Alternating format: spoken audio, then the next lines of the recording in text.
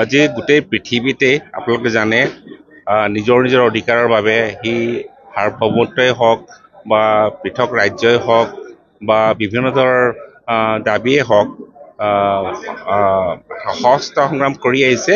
কিন্তু আমি দেখিছোঁ যে প্ৰতিটো সহস্ত সংগ্ৰাম সফল হোৱা নাই। তেওঁলোকে পতনেই হৈছে আৰু তেওঁলোকে ধ্বংসই হৈছে।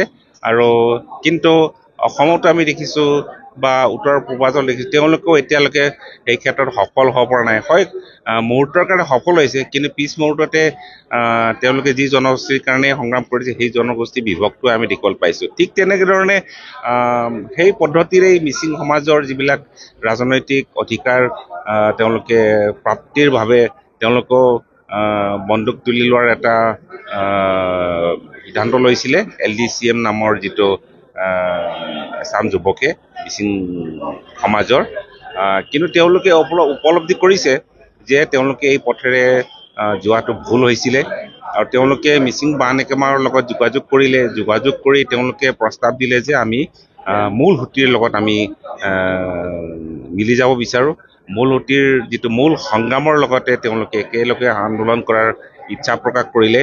এনেদৰে মই আমাৰ জাতীয় সংগঠনবিলাকক এই প্ৰস্তাৱ সম্পৰ্কে অৱগত কৰিলোঁ। তেওঁলোকে এই ক্ষেত্ৰতে সন্মতি প্ৰকাশ কৰিলে আৰু এনেধৰণে বহুবাৰ আলোচনা হোৱাৰ পাছত যিবিলাক কি ধৰণে তেওঁলোকে আমাৰ লগত চামিল হোৱাৰ পাছত কি ধৰণে কাম কৰিব, সেই ধৰণৰ বিষয়বিলাক আলোচনা কৰি আজি সৱশেষত আজি মিচিং বান একেমাঙৰ যিটো সাধাৰণ সভা, এই সাধাৰণ সভাত আমাৰ বিভিন্ন জাতীয় সংগঠনৰ প্ৰতিনিধি আছে বা আমাৰ যিটো বংশ যিবিলাক সংগঠন আছে মিচিং সমাজৰ, এই সংগঠনৰ সকলো প্ৰতিনিধি উপস্থিত আছিলে। এই উপস্থিতিত তেওঁলোকে আজি ঘোষণা কৰিছে যে তেওঁলোকে LDCM ত্যাগ কৰি তেওঁলোকে যি পন্থা তেওঁলোকে লোৱাটো তেওঁলোকে সিদ্ধান্ত লৈছিলে, এই পন্থা পৰিত্যাগ কৰি তেওঁলোকে মূল সুঁতিৰ সংগ্ৰাম, যি ৰাজনৈতিক সংগ্ৰাম, অৰ্থনৈতিক সংগ্ৰাম, সাংস্কৃতিক সংগ্ৰাম, সামাজিক সংগ্ৰামৰ যি জাতীয় কাৰ্যসূচী আছে, এই কাৰ্যসূচীৰ লগত তেওঁলোকে চামিল হৈ সক্ৰিয়ভাৱে কাম কৰাৰ কাৰণে তেওঁলোকে আজি ঘোষণা কৰিছে আনুষ্ঠানিকভাৱে। গতিকে এতিয়াৰ পৰা আমাৰ মাজত কোনো ডিফাৰেঞ্চ নাই আৰু মিচিং সমাজত কোনো ধৰণৰ তেনেকুৱা কোনো ধৰণৰ সংঘাত নাই। আমাৰ ক'বলৈ গ'লে যিটো বৌদ্ধিক বা ৰাজনৈতিক সংঘাতেই হওক, মতাদৰ্শগত কোনো সংঘাত নাই। সি পৰোক্ষভাৱে হওক প্ৰত্যক্ষভাৱে কোনো সংঘাত নাই।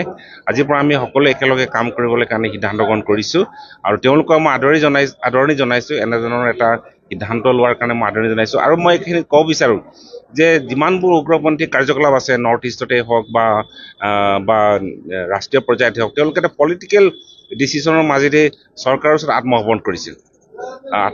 কিন্তু আত্মসমৰ্পণ কৰাৰ পাছতো বহুতো সমস্যা সমাধান হয়। কিন্তু এই মিচিং সমাজৰ এইটোৱে প্ৰথম, মই ক'ব বিচাৰোঁ, প্ৰথম যে কমিউনিটি লেভেলত এনেকুৱা ধৰণৰ এটা ইনিচিয়েটিভ লৈ পিনি তেওঁলোকে কমিউনিটিৰ ওচৰত, সমাজৰ ওচৰত আহি পিনি তেওঁলোকে এনেধৰণৰ পন্থা পৰিত্যাগ কৰি সমাজৰ সৈতে একেলগে কাম কৰাৰ ঘোষণা কৰা, এইটোৱে প্ৰথম। মই ভাবোঁ যে ভাৰতবৰ্ষৰে হওক, অসমৰে হওক, উত্তৰ পূৰ্বাঞ্চলৰ দিশত এইটোৱে প্ৰথম বুলি আমি ক'ব পাৰোঁ। আৰু মই সকলোকে আহ্বান জনাব বিচাৰোঁ, এনেধৰণৰ কমিউনিটি ইনিচিয়েটিভতে এই সমস্যাৰ সমাধান হোৱাটো সম্ভৱ।